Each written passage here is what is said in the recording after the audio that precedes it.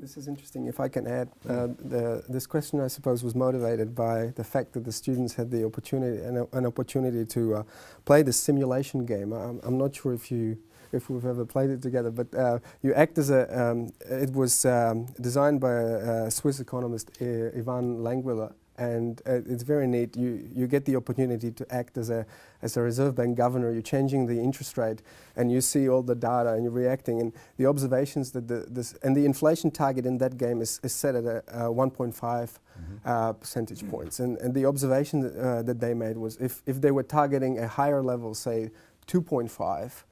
Meaning they stay clear of deflation, they are able to achieve a much more stable inflation rate. Whereas with the lower levels of the inflation target, they kind of tend to be more aggressive when inflation is below the target, which obviously leads to bigger swings. So it's interesting to see that you, in the real world, you haven't really kind of had this problem. Of kind of being too panicky when you get closer to deflation.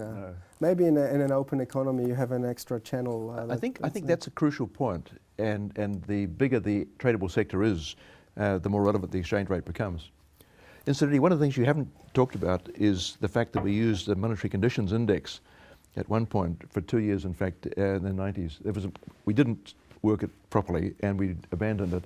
But in a small economy like New Zealand, like Australia, like Canada, and we adopted it from Canada, in fact, the exchange rate has a very profound effect on inflation, both directly through price effects and indirectly through shifting production and shifting spending and so on.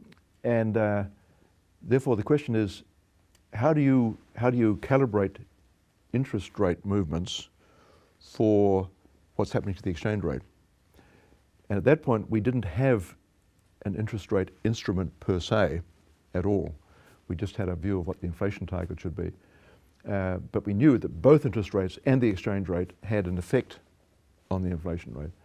So we decided to determine a formula trying to work out how much a 1% movement in the official cash rate or interest rates, we use 90-day bank bill rate, how much effect that would have on inflation rate as compared with a movement in the exchange rate. And we determined a ratio of those two, and then ran monetary policy by saying we wanted the monetary conditions index between X and Y over the next quarter. And we didn't try to determine whether that was an interest rate movement or an exchange rate movement, but we told the market what the conversion rate between interest rates and the exchange rate was. So if the exchange rate fell very sharply, other things being equal, we would expect interest rates to rise in order to deliver the monetary conditions we wanted. Now, it didn't succeed in New Zealand, mainly because we just didn't get our head around how big those movements in the MCI needed to be. We didn't move the MCI nearly aggressively enough through the Asian crisis of 97, 98. Are you talking the weight on interest rates or on the exchange rate? Well, it wasn't so much the relativity of the two as the index number. Right, we defined the index as being 1,000, being the monetary conditions in the December quarter of 96. And each quarterly monetary policy statement, we said, this is the range within which we want the index to be over the next quarter.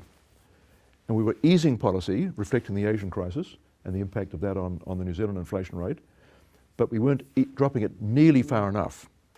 If we had a longer history of the MCI, we'd have seen we had to drop it by much more. And as a consequence, we had conditions too tight. Okay. Any other questions? Is there any other? Okay, next. Thanks. Should finance ministers and treasurers be made to have a compulsory background in economics? Did everyone hear the question? Yeah. I'm not sure of the answer to that question. I mean, if you have a good treasury and a minister who's intelligent and can understand the arguments, I don't think they have to be economics graduates. Michael Cullen was the Minister of Finance under the Labor government between 1999 and 2008. And I can't be totally objective about Michael Cullen given my political environment, but to be fair to him, he was actually very bright. He ran a fiscal policy which actually was quite responsible through the first half of his 9-year period. He went mad in the last few years because the current Minister of Finance, Bill English, blames me for the fact that Michael Cullen was irresponsible in the last period because when I was leader of the National Party, we came within a hair's breadth of winning the election in 2005. And it was really about that time that Labor decided shelling it out in a very irresponsible way. Government spending went up by 43% in 4 years between 05 and 09. And Callan lost it at that point. But it wasn't because he lacked economics. It was because he was under huge political pressure from his own colleagues to spend up big. He was an historian by background. So I don't think you have to be an economist, but it just helps you've got enough intellectual horsepower to understand the arguments which Treasury is putting to you.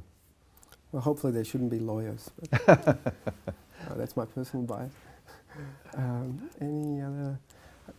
Yes, Steve? You guys touched on macro-prudential regulation to address potential asset price bubbles.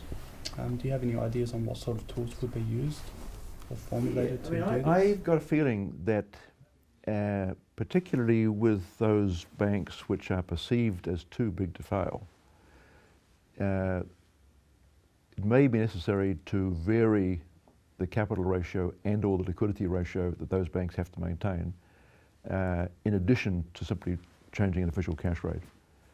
There may be other ways of doing it, but I suspect that if you were to increase the required capital ratio and or the required liquidity ratio, you would have a material effect on the ability of those banks to increase their lending. So I suspect that's where I would be. Okay, well, I think we are running out of time, so we might have to finish here. But I would like to ask everyone to join me in thanking Don for his very interesting views. Yeah, hopefully we'll get to chat soon another time. Very good. Thank you. Thank you, Don. Thank you very much. Thank you.